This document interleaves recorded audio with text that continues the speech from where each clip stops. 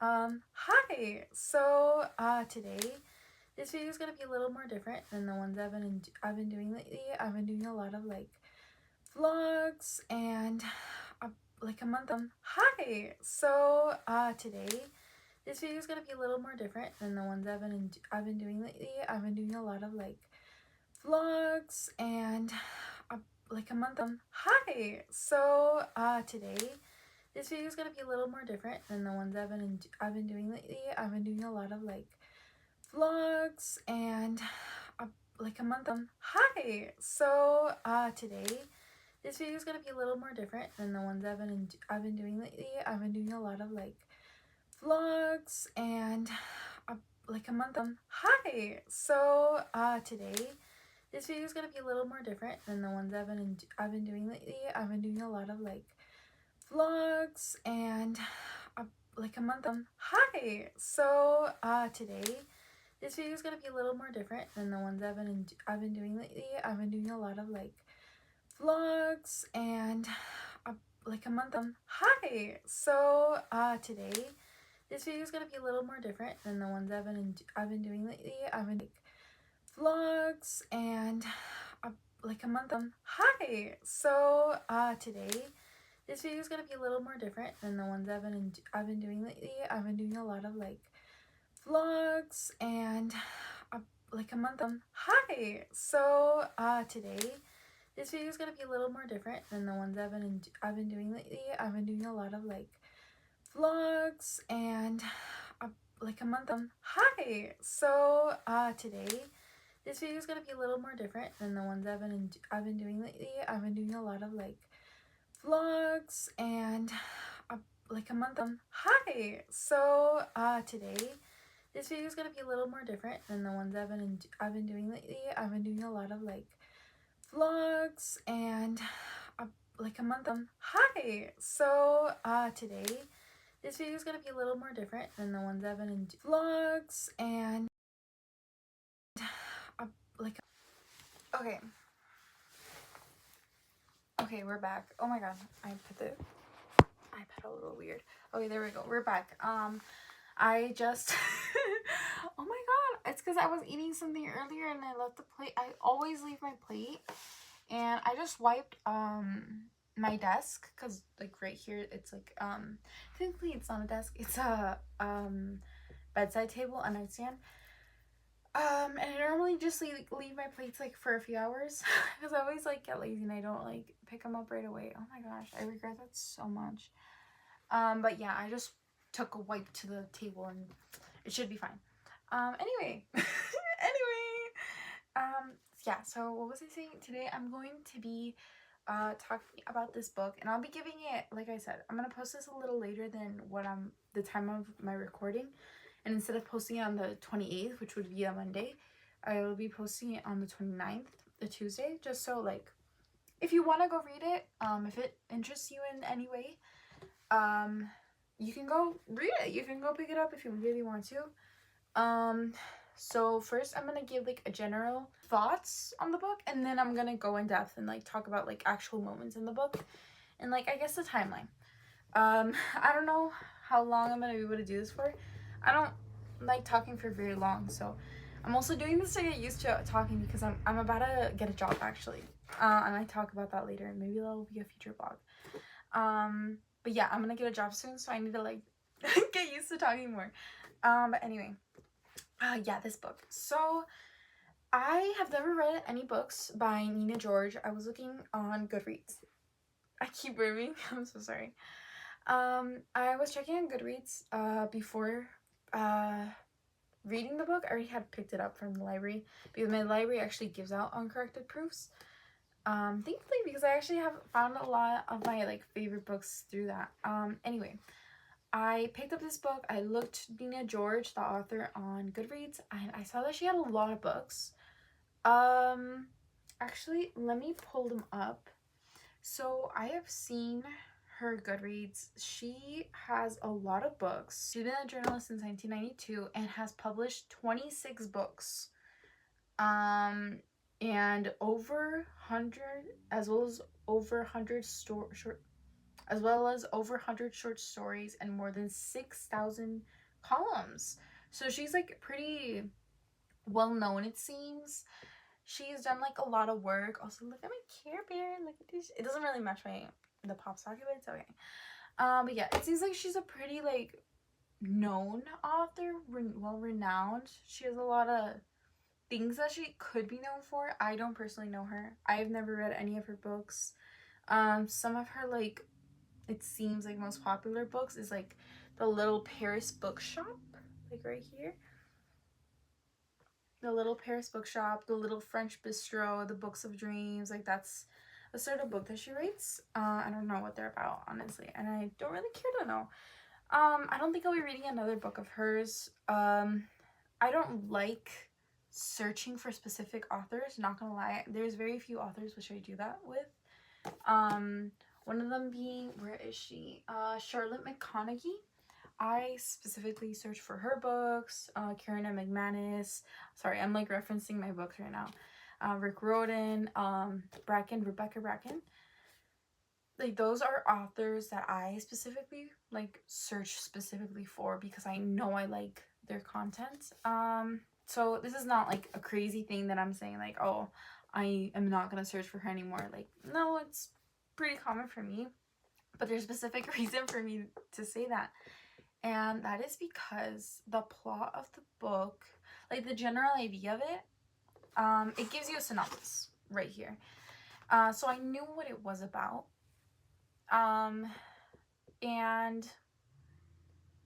I'm just gonna, because since it's technically not a spoiler, it's in the synopsis.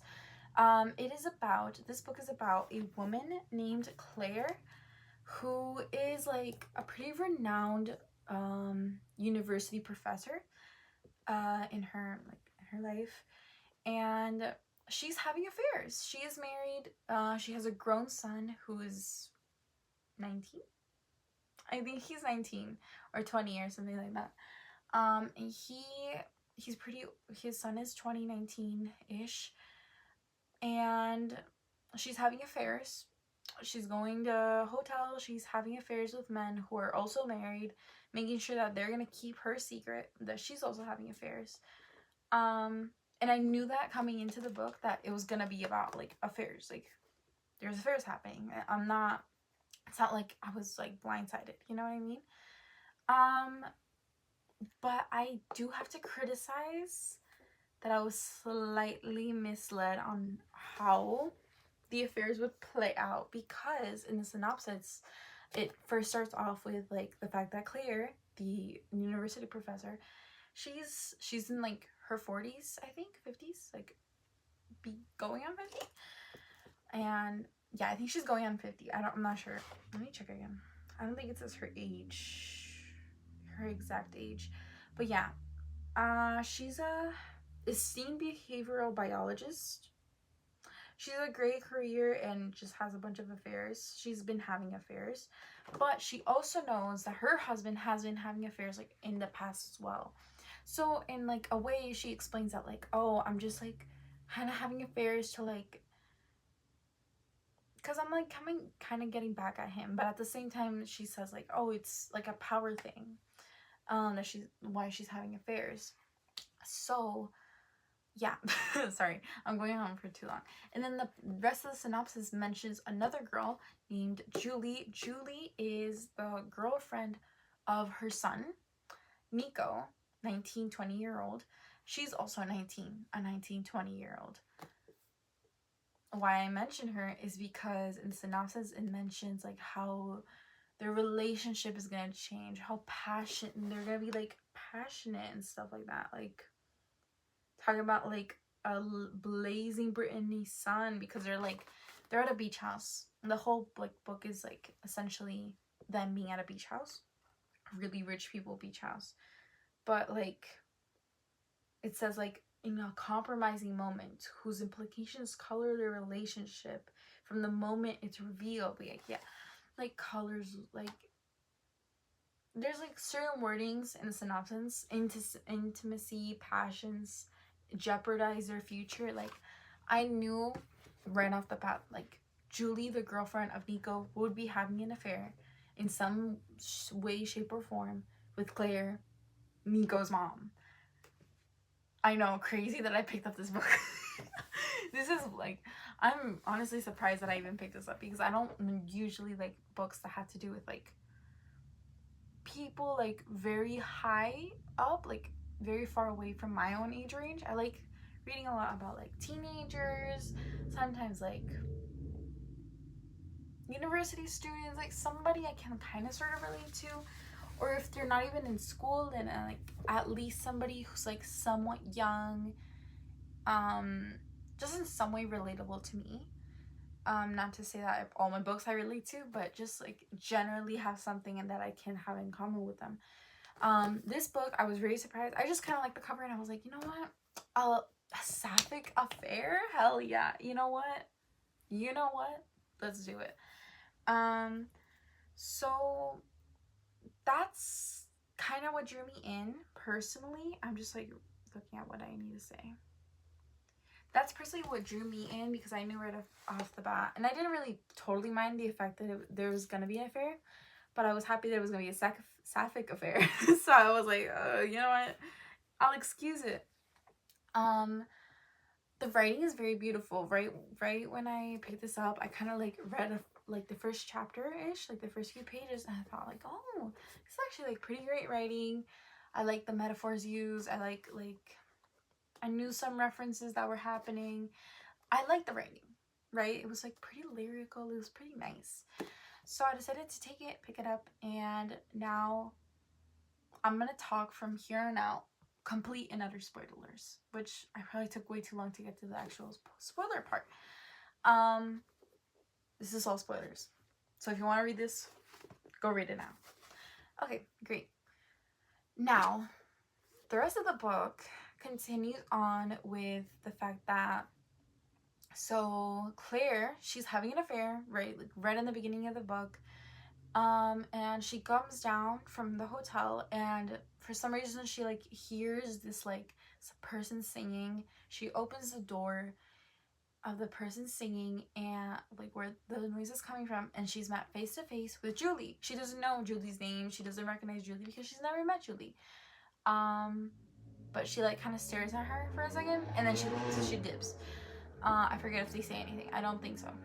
This interaction kind of matters, but like not really. She like Claire feels like as if she's like seeing Julie, but at the same time she's like, this girl's a liar. Like, I'm a liar. She's kind of like in a way excusing this all to herself. Like, she's like, oh, this random girl, she's a liar because she's hiding her music to other people. Like, she's not showing it. You know what I mean? And she's like, oh, well, I'm not showing I have an affair. I'm having affairs. So it's like, okay, she's kind of excusing herself because this girl is like saying crazy wild. Anyway, like a few days pass, and Nico is like, her son is like, oh, I would like to introduce you to this person at dinner. So Nico, the son, brings Julia over to have dinner, and they recognize each other. Claire, the wife, tells her, like, once they're taken aside, she tells her, like, hey, like, don't tell anybody about this. Julie's like, no, I wasn't planning to. But then we get the perspective of Julie, and Julie's, like, kind of thirsting, like, a little over Claire, like, right away. She's like, oh, this woman, she's, like, so, I don't know, she's, like, kind of describing Claire as, like, oh, wow, she's, like, so collected. She's, like, so cool and collected. She's this power, all this money. She's, like, kind of, like, almost thinking to herself, like, I kind of want to be Claire, but I also want to be with Claire. You know what I mean? So, yeah. From there, I think at some point, like, Nico tells the parents, because Claire has a husband. His name is... what's his name? Gillis? Gillis, yeah. His name is Gillis. In my mind, I kept calling him Gills. His name is Gillis. This man, Gillis, at some point, the mom, the dad, and the son, they kind of decide, like, oh, we should invite the Julie. Claire's kind of against it. She's like, I don't want to have her here. Like, I'm already kind of feeling... because Claire right away already feels like, oh, Julie knows what I did. But also Julie's, like, kind of pretty. Like, you can kind of see, like, the shift happening of like, oh, I kind of think she's attractive, from the mom to like this girl, but at the same time Julie's also thinking the same thing, so it's like kind of okay but not really, because it's like, hello, that's your mom's, that's your brother's, well, that's your boyfriend's mom, and like, mom, like, that's your son's girlfriend, like, hello, you can't read each other's thoughts, you don't actually know that this is okay, you know what I mean? Anyway, they go to the beach house. It's a really big mansion. It's in, I think I mentioned it. It is in, I don't know. Give me a second. Pause.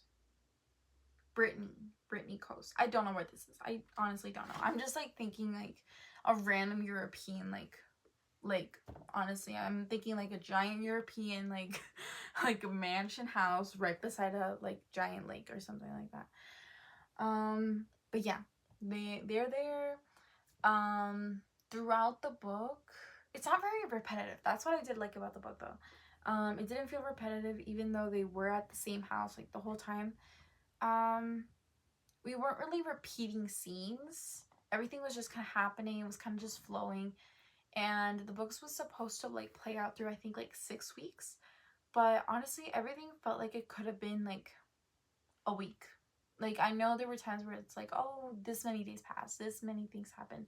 But like, honestly, it all kind of like felt like it was a week. So I think the pacing was pretty good, even though what's coming up is kind of horrendous. But right off the bat, when they get to the house, I think it's like late at night, and Nico and Julie, their boyfriend and girlfriend, like the of age children, they're all of age technically, right? But it's like, to me it's like, oh, like they're 19, 20, like, oh, what are you doing? Anyway, they're kind of like going at it, you know what I mean? Because it's night, they're young, and Julie kind of like wants to do more. That's the thing. I forgot to mention this. There was like a few chapters where it was just Nico and Julie before the trip happened, and Julie like kind of expressed to herself that like, oh, I kind of want to do more with him. Like, I feel like he's too timid. He doesn't want to do he's not as adventurous as me. Like, I want to do more, you know what I mean?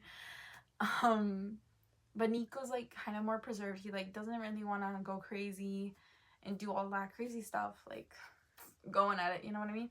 But now they're at the beach house, and like he's kind of trying more, but he's not like, he's still too vanilla for her. But even as he's like doing the things, like he's like starting like go up the ladder of stuff that they're doing. I keep looking at my face. I'm like, girl, what are you saying? What are you talking about on the internet? Like, hello. Anyway, Nico's kind of just like he's like going a little bit above vanilla, but he's still vanilla, too vanilla for her. Anyway, she ends up like, they like have a moment-ish, but then he decides to like go away. Girl, what are you talking about? Anyway, let me think.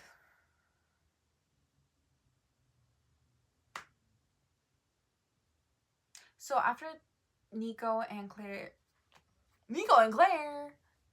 dude, okay, anyway, after Nico and Julie go at it for a little, they stop. Nico stays upstairs, because this is a mansion, this is multiple floors. He sees upstairs, he falls asleep. Julie comes down into the kitchen area. She's like making herself some food. She's kind of disappointed. She's kind of like tearing up because she's like, I don't know, she's like emotional about something. I honestly forgot why she's emotional. I honestly forgot why she was emotional. But yeah, she's like thinking to herself like, damn, like that wasn't as good as I thought it was gonna be. And then down comes the dad of Nico, like the husband of Claire and the dad of Nico.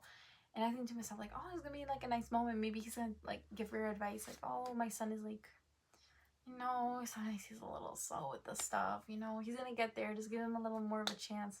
Because at the house, when they were having the dinner, he was pretty nice with Julie.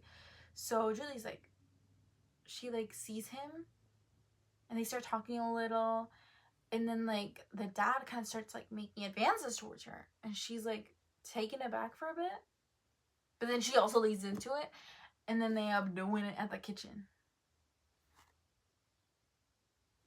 They end up doing it at the kitchen.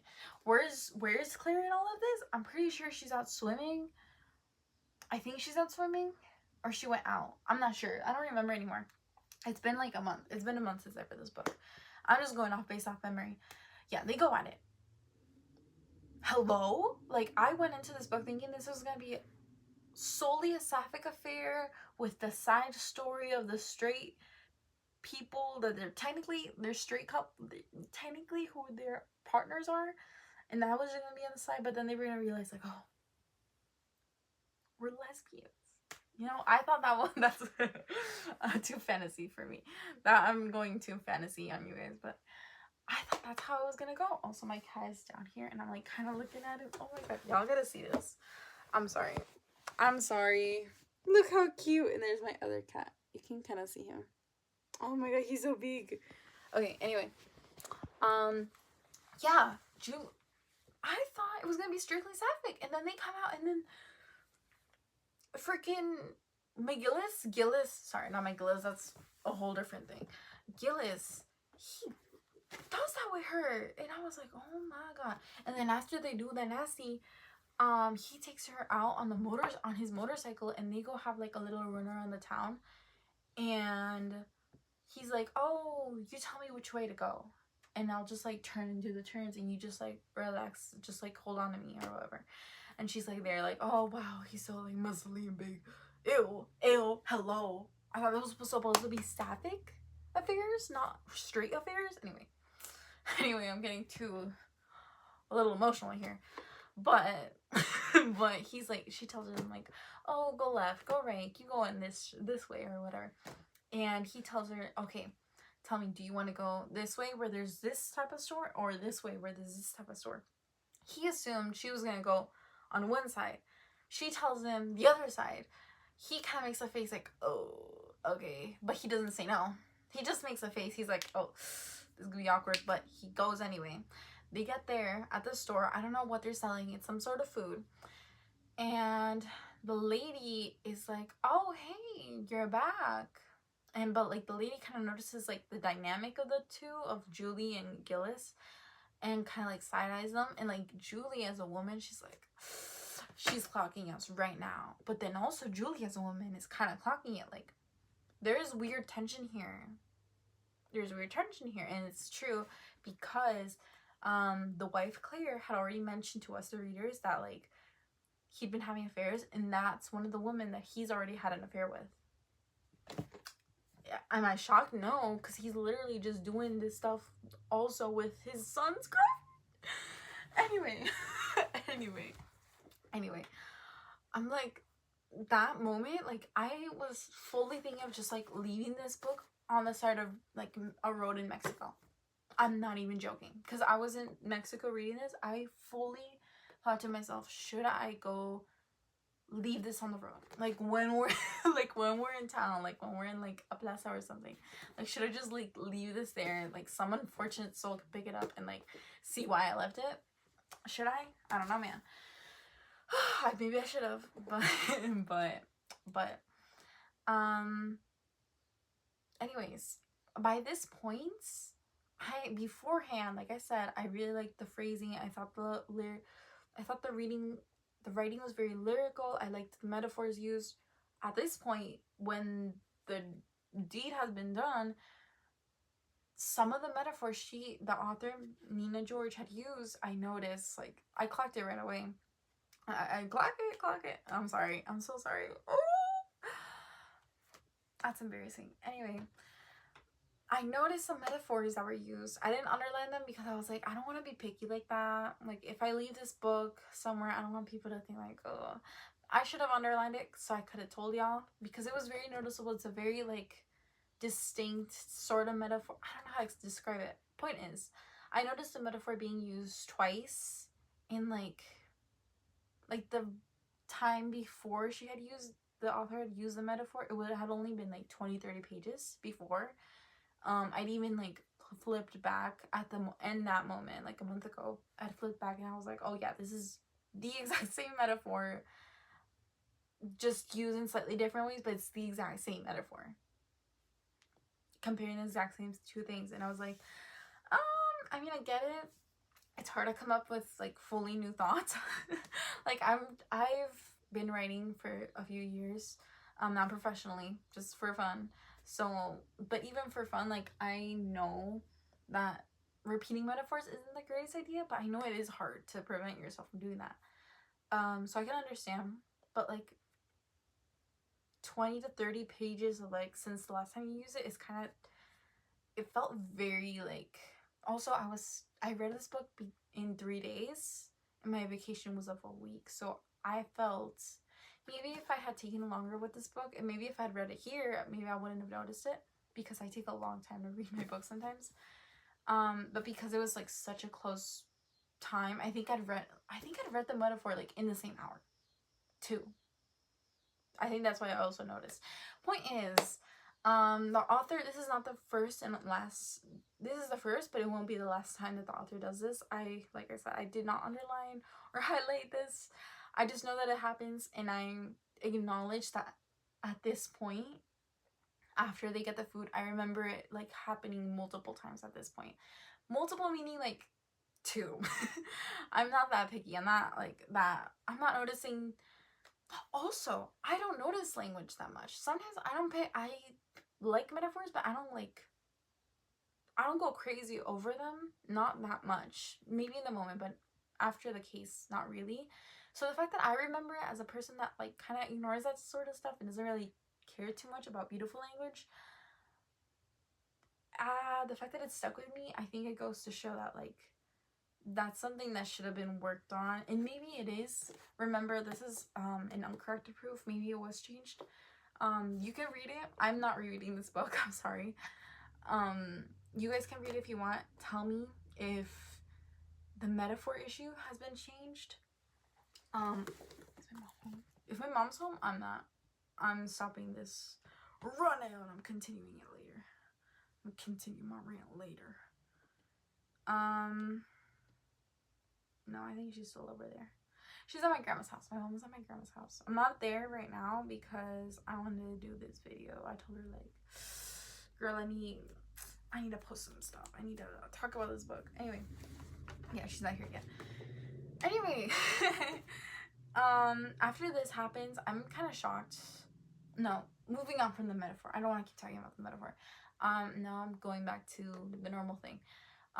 Anyway, the actual book. Julie, at this point, she like kind of clocks it. She like takes notice of it, but doesn't tell anything to Gillis.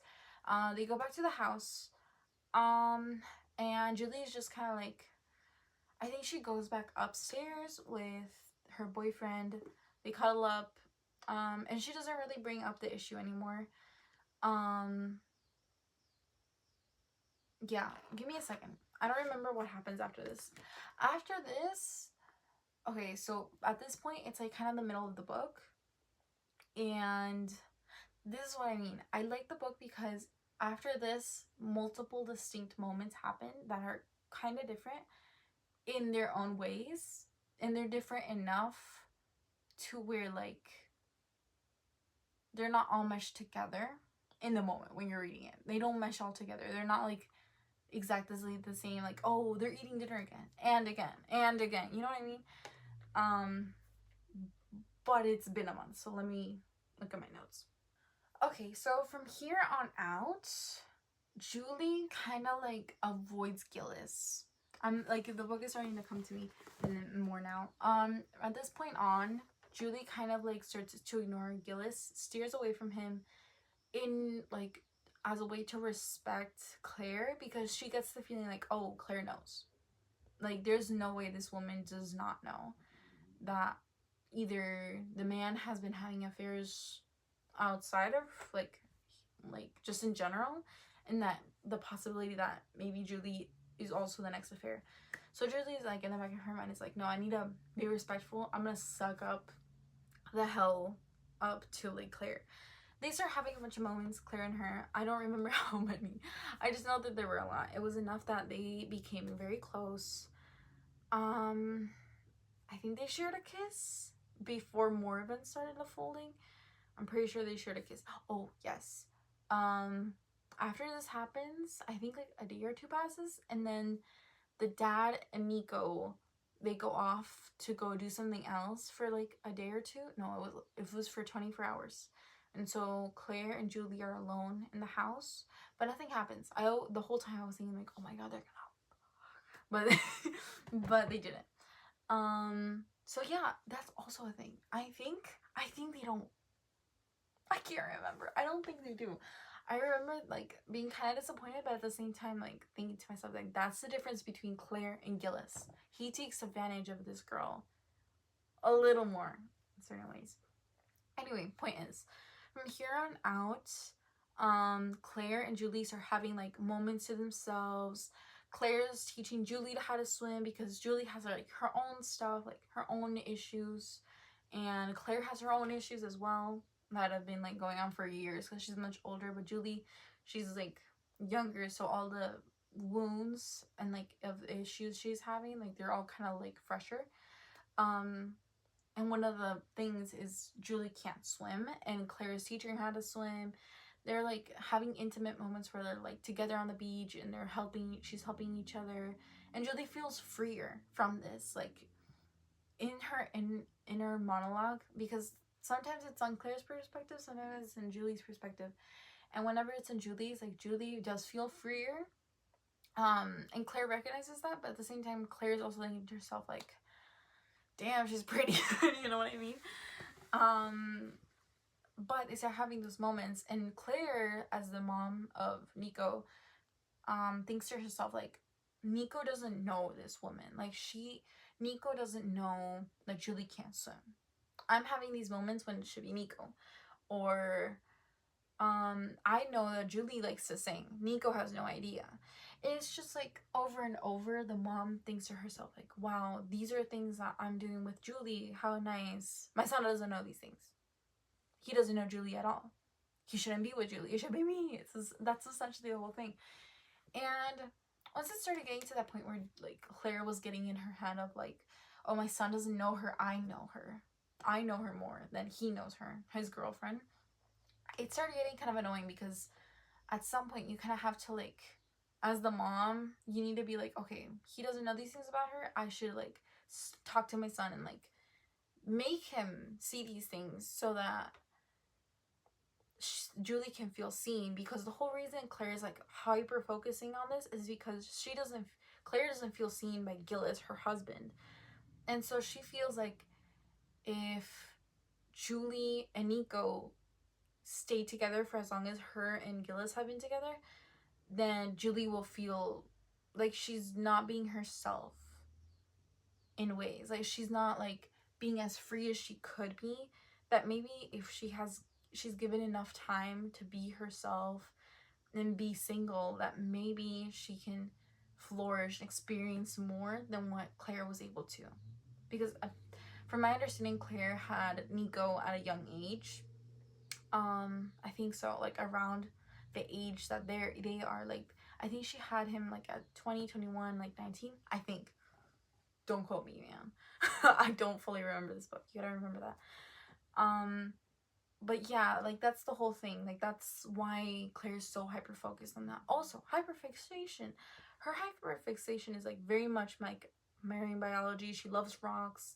There's a whole like side plot with the rock, like with a rock that she really likes that she lost, and then Julie gives it to her later on. I liked it. I thought it was nice, but I'm not mentioning that right now because to me the most important part is the fact that Claire seems to me like she doesn't fully care about Nico's relationship, and she's kind of like, because she kind of sees Nico as his dad, Gillis, and she resents Gillis, so that in turn, because before, oh, also Claire also resents Nico because she mentions this, she never wanted to be a mother. She doesn't feel like she has a motherly bone in her body, but once she had Nico, her whole identity was being a mother. A mommy? Mommy? You're a mommy? A mommy. I'm sorry, Love Island. Love Island, USA. Anyway.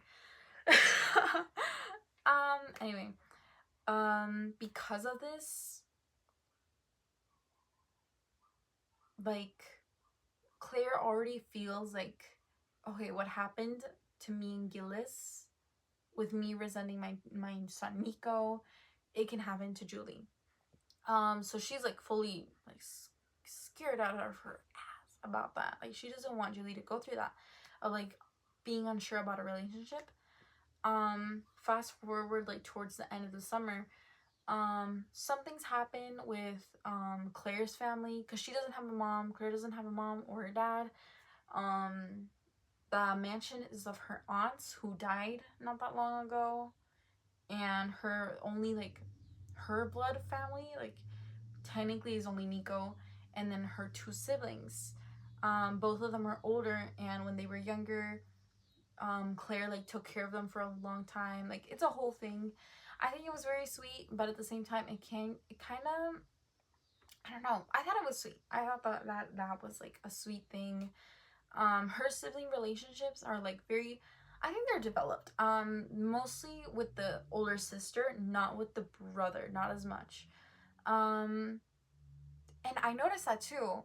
Her male relationships, she's very distanced herself from the males.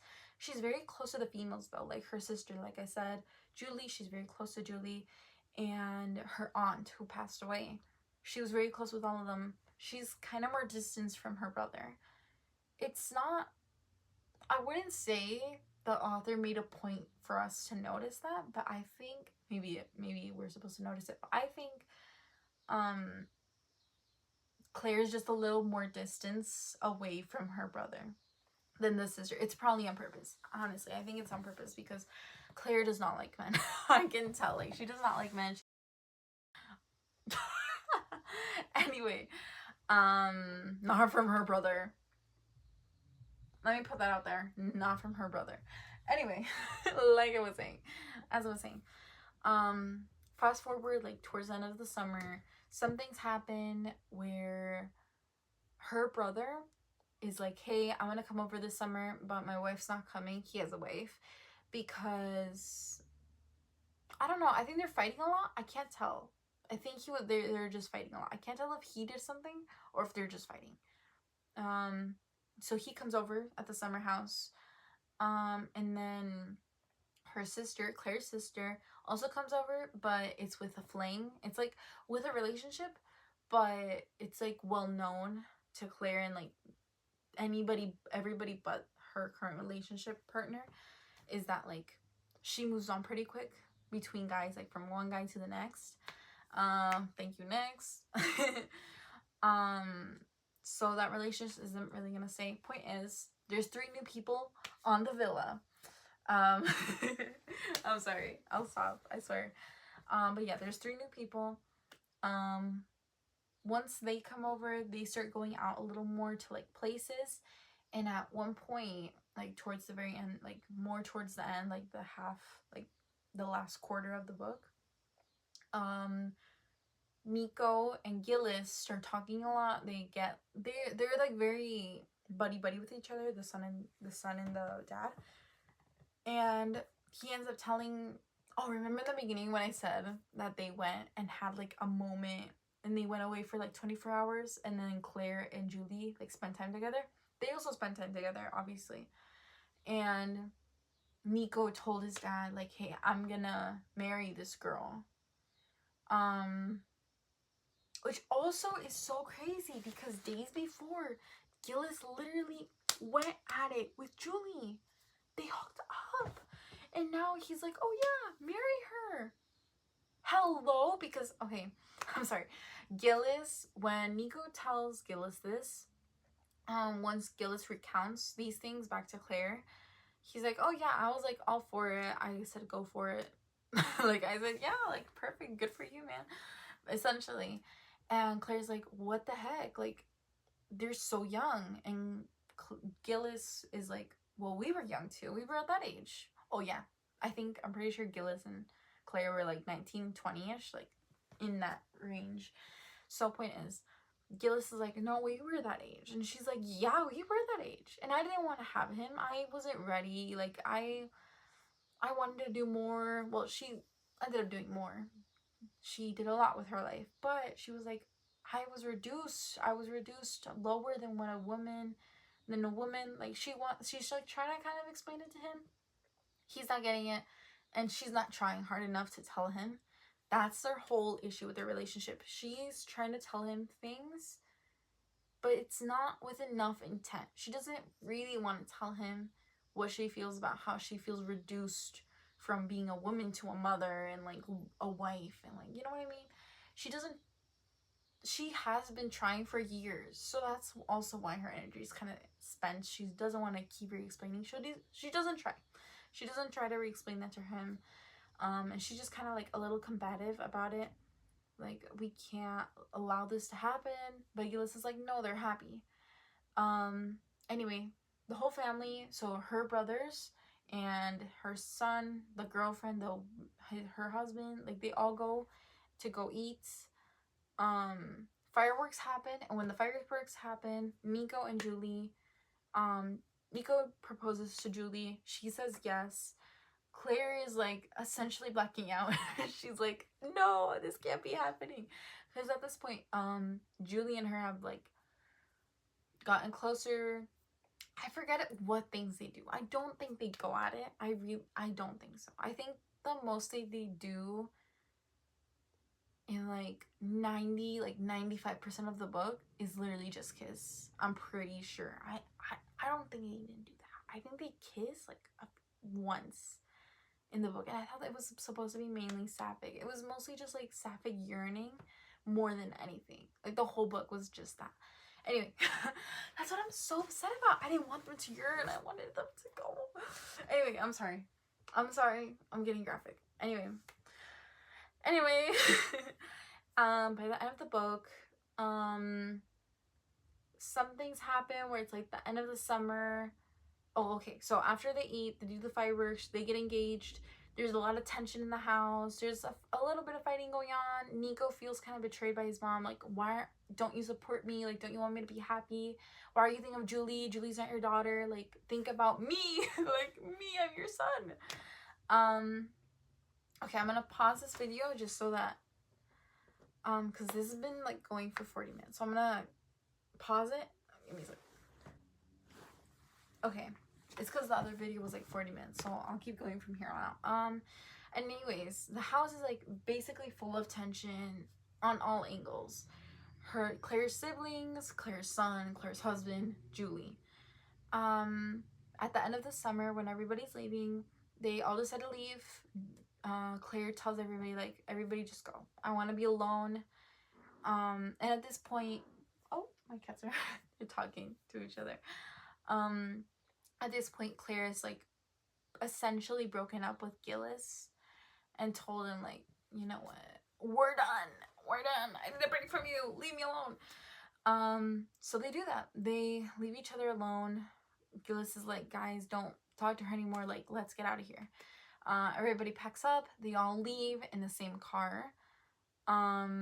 So that would be Claire's sister, brother, Claire's sister's partner, the son, Julie, and Gillis. They all leave in the car. And at this point, they're all driving, and we go back into Julie's monologue, and she's like kind of sad. Yeah, she's just like sad. She's like, because she likes Claire. And then we go back to Claire, and Claire's like, because this is a beach, but it's like a rocky beach, so Claire's like on a rock. And Julie, once we're in Julie's head, she's like, oh gosh, I can't do this anymore. And then she like crashes out in the car, and starts like telling Nico, like, we can't do this. Like, you don't understand me. You don't know me. I like singing. I like doing this. And Nico's staring at her like, what? Because Nico hasn't had the context of the intimate, like, they were intimate conversations. The ones that, I thought that was a person. That's my fish. That's a fish. It's not a real life fish. It's not a live fish. It's a glass fish. I'm sorry. I thought that was a person just standing there, like, staring at me while I was recording. Oh, that would be scary. Anyway, Julie crashes out on Nico. She's like, no, you don't understand me. You don't know me. I sing. I want to be this. I want to be that. I'm a woman.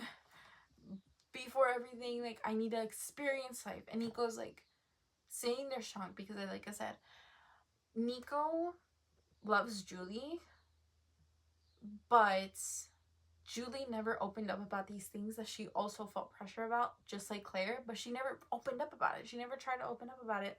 She kind of just expected Nico to, like, maybe question her or at some point figure it out on his own. He never did, of course, because he's a man. Men don't know anything. Also, generally speaking, if you want somebody to know something, you need to tell them that. Like, if you want Doritos from the kitchen cupboard, and you can't find them, you gotta go ask your mom. You know what I mean? Like, hey mom, have you seen them? No, I ate them at work. You know what I mean? Point is, Julie crashes out on him. She's like, you don't understand me. Nico's sitting there, like, crying, like, what the heck? Why is she running back at the house? He doesn't even know that. He doesn't, like, he can't read between the lines of Claire and Julie, like, being somewhat of a thing. They haven't done that, but they've definitely done this. He also doesn't know about Gillis and Julie. Like, he's so clueless. That's what frustrated me about the end of the book. Nico is so clueless. He has no idea the amount of things that have been happening with Julie. And he hasn't been questioning Julie. And Julie hasn't been, like, trying to talk to him. You know what I mean? Like, that's what frustrated me so much at the end of the book. Because Nico, it's this moment where, like, Julie's finally laying it all out. But it's for nothing. Because Nico doesn't understand. He's just sitting there, like, feeling like she's going crazy. And he's like, what the fuck is wrong with you? Like, with her? Hey, this is so out of nowhere. And to him, it is out of nowhere. Honestly. She hasn't told him anything. And he hasn't asked her anything. Point is, I'm not gonna keep repeating the same thing. Point is, Nico has no idea where this is all coming from. And she crashes out, yells at him, leaves, gets out of the car, and runs back. Because they've been, like, already dragging for miles. No, I don't know how many. I just know it's been a bit. And she runs back all the way back to the house, to the mansion. And this is crazy because it's raining. It's, like, storming outside. So she runs out. She's, like, soaking wet. At some point, she's like, you know what? I'm gonna throw all these things on the floor. Because she's, like, she has her phone. She has gum, a bunch of stuff on her. She's like, I'm throwing all this. It's, like, a moment of, like, freeness, supposedly, right? So she runs. From a distance, we go back to Claire. Claire sees her from a distance and is like, oh my god, what the heck? She's like, oh my god, it's you. I'm pretty sure there's a drowning that happens, but I think it's Julie, and I think it's, like, with this, I don't know. Anyway, I think that's, like, something that happens before this moment, specifically, that I'm talking about now. Honestly, I'm raving about it. I really liked it, but at the same time, I'm, like, so frustrated. I feel like the author could have done a few changes, like, to make it not so frustrating. Anyway, I guess that's the point. Life is frustrating. Anyway, I should have an anyway count, like, in the corner. That'd be so funny. Point is, also a point is counter. That would be funny. So at this point, Julie runs at Claire. They're on the mountain. They have a moment. Pretty sure they kiss. They go back into the house. They do their whole shebang. Because they... Yeah. And essentially they're, like, in little paradise for, like, a whole year, I think. I think what happens from here, it's a little muddy in my head. I think she, like... Claire talks on the phone with Gillis. She's like, okay, we have a deal. This is what's gonna happen. We don't actually know the deal until, like, the last few pages of the book. But basically the deal is, like, she tells Gillis, okay, let me have this year of me being a couple with Julie. Like, until Julie, like, tells me, like, okay, like, it's over. Or until I say it's over. And that's the deal, like, basically him letting her off the hook and just, like, do whatever she wants with Julie. You know what I mean? Fucking 50 Shades of Grey. That's literally this book. Like, that end of the book is essentially that. Like, I'm so sorry. I need to, like, make this more understandable. Once Claire and Julie are alone, Julie and Claire stay at the beach house for a year. I think. I think they either stay at the beach house for a year or they go back home. They're a couple for that year, and then they come back in the summer. I'm not sure which. Oh no, I think it is that they stay at the summer house. Oh, my mom's here. They stay at the summer house and they're doing their whole thing. They do everything they want, and essentially a year later, Claire is telling Julie like, hey, you're young, you need to go explore and be with people your age. So Gillis, no. And when that happens and Julie leaves and they go back, they both go back to the real world. Claire calls Gillis and is like, hey, I'm ready. Like, we can be a couple now. Except they're not a couple, and they decide that they're gonna like run into each other at a bar, and they're gonna pretend that they're meeting as new people, so that way they can like get to know each other again. But at the end of the book, this is what frustrates me again about Nico. Gillis mentions that Nico has no idea that this whole year Julie and Claire have been together for that whole year. He just thinks that Julie just like evaporated. He doesn't know anything about her anymore. He thinks that maybe like, oh, maybe Julie maybe went to go comfort my mom, and then like ran away, and I don't know anything about her anymore. There's no learned lesson for the men. Nico doesn't find out that he needs to get to know his partner more.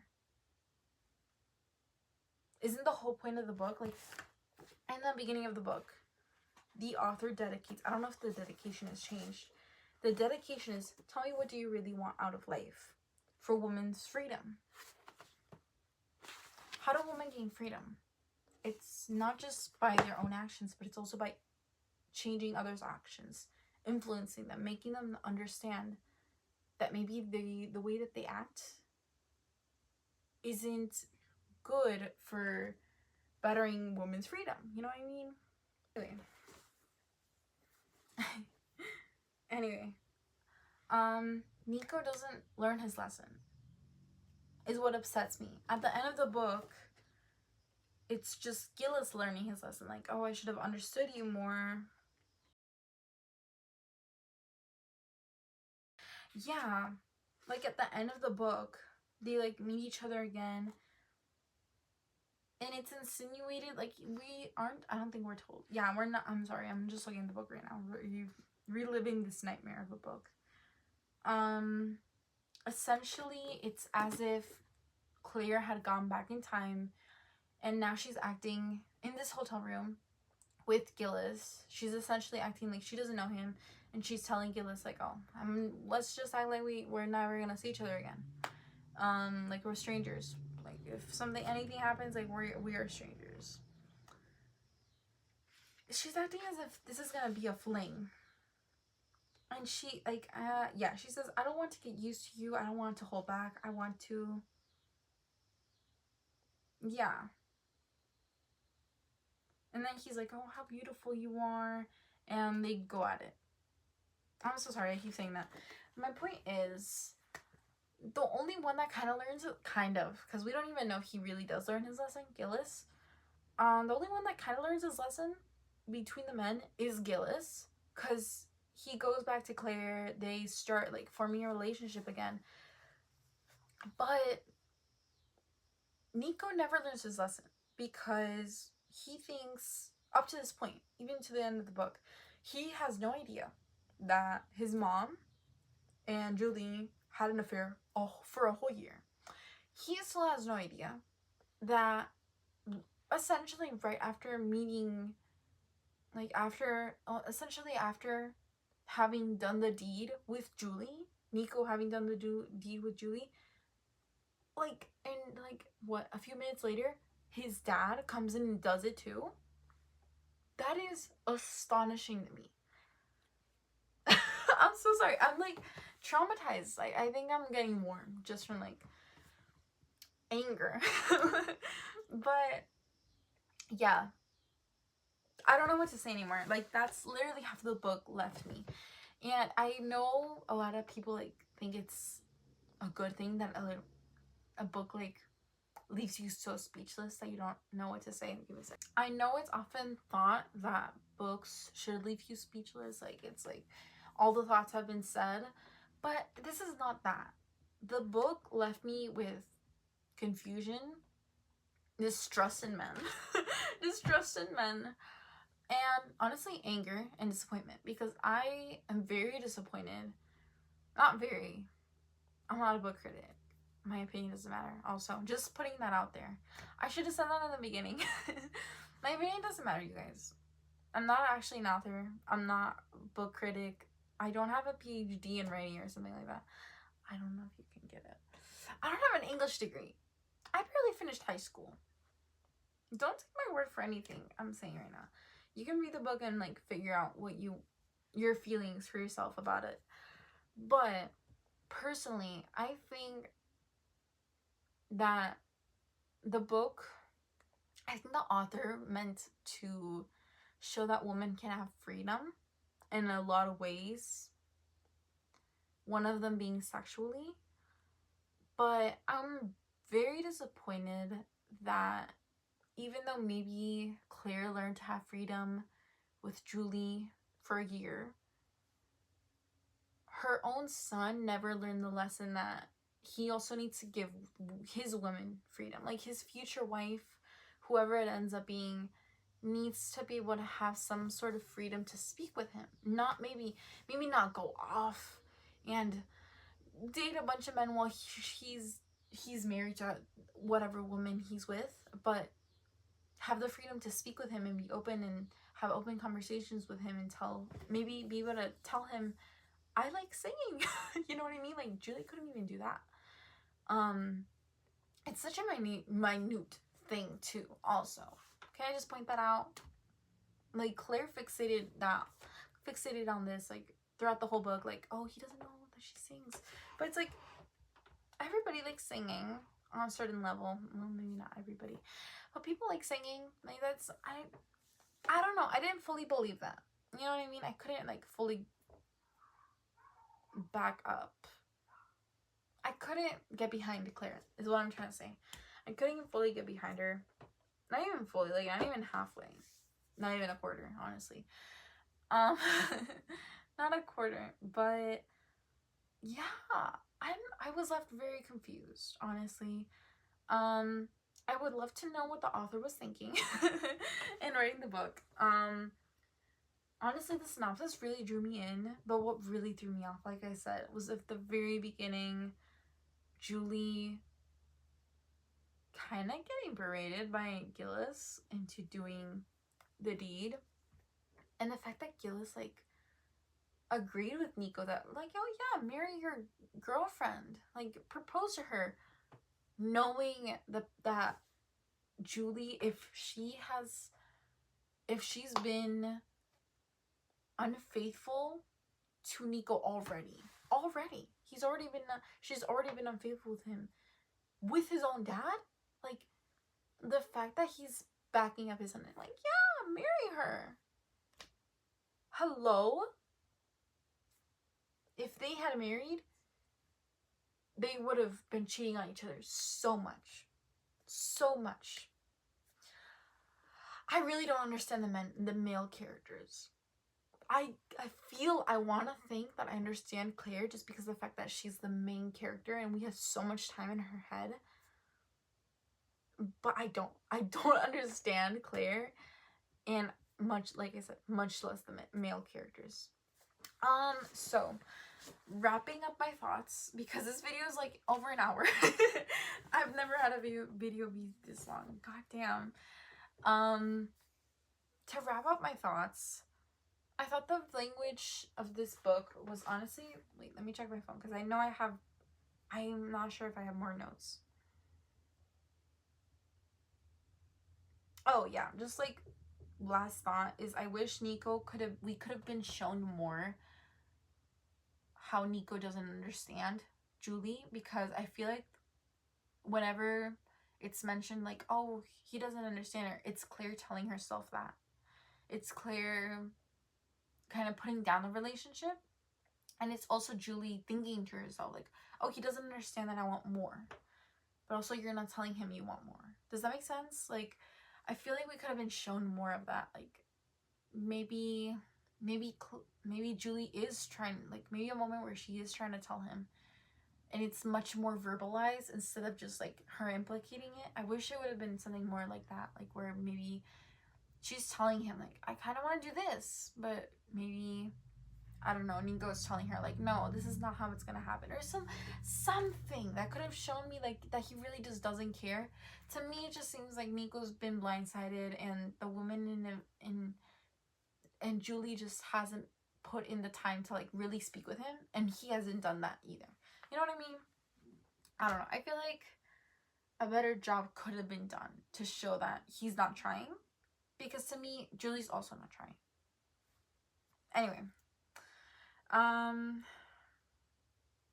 oh, I even wrote down, I know it's supposed to reflect Claire and Gil's relationship, but a better job could have been done.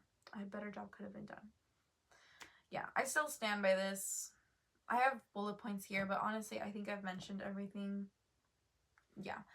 I honestly like the book, but I never heard this phrase. I think I read it. Honestly, like once it got to the point where the dad did that with Julie, I think at that point I would just hate reading.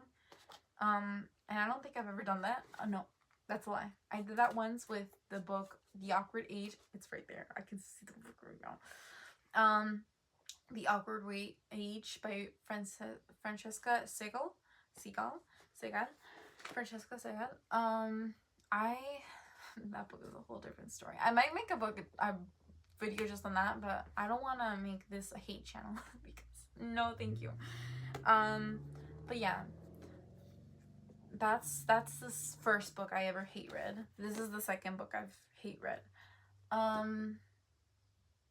Yeah, I really wish the author would have done that, like just shown us more of why Nico is so bad, like so bad and so much like his dad. You know what I mean? Okay, I don't want to keep reiterating the same things over and over. I'll just leave with the generalized thoughts. Like, the writing was good. There was repetition though. Metaphors used too many times. Just just a lot of repetition. Better decisions could have been made on what the characters' attitudes are. We could have been shown them more. I don't know. I just wish I'd understood the husband more. But I guess we're not supposed to understand him because Claire doesn't understand him. You know what I mean? So I guess it makes sense, but I don't know. This book is like wild, man. There were nice quotes in here. I just wish I could tell you them, but I can't because I don't know if they're actually going to be in the actual book. And I'm pretty sure you're not allowed to quote things if you haven't checked. What I will say is that if you don't mind the odd characters that exist here and the odd actions that are made, you may want to try, maybe not this book, honestly, maybe not this book, but maybe you might want to try and read a different Nina George book, because honestly, her writing is pretty okay. I really like the descriptions of like the ocean, just like her vision of like, what's this place called again? I'm sorry. This vision of the coast of Brittany, the Brittany coast, Brittany. I'm sorry. I really like her descriptions of that. Life, there's just certain descriptions that I really liked. I really did like. But they kind of just got smudged and pushed to the background once the ridiculous stuff started happening. So, if you want to read a Nina George book, I suggest throwing this one out the garbage, because this is not a sapphic. This is not really. It's more like sapphic yearning, sapphic depression. You know what I mean? It's like a doomed. What's it called? Doomed Juries. I'm sorry. But yeah, like, honestly, like, they don't even end up together. It's not really a happy ending. Claire just ends up right back with Gillis. Not Nina. Julie is just kind of like left in the dust. We don't really know much about her anymore. What's my score? I'm not gonna give this a score. I think I didn't give it a score on Goodreads. I'm gonna be honest. I don't think I did because I knew it'd be not good. And the fact that this book hasn't been published yet, I don't want to put that negativity out there into a score. You know, I don't want to affect the score in that way. I'm not gonna rate this book because, like I said, I really like the writing, metaphorical issues with repetition, and kind of odd characters. I'm not gonna give this a score. It's okay. I've read better books. I've read worse books. And again, I recommend reading, maybe trying a different Nina George book. I'm not gonna read another Nina George book, just in case there's more of this weird family dynamic, which honestly, I didn't want to say this. It felt insensual,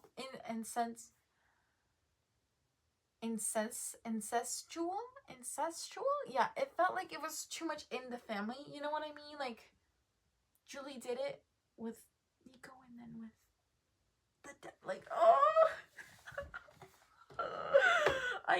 I'm sorry. No.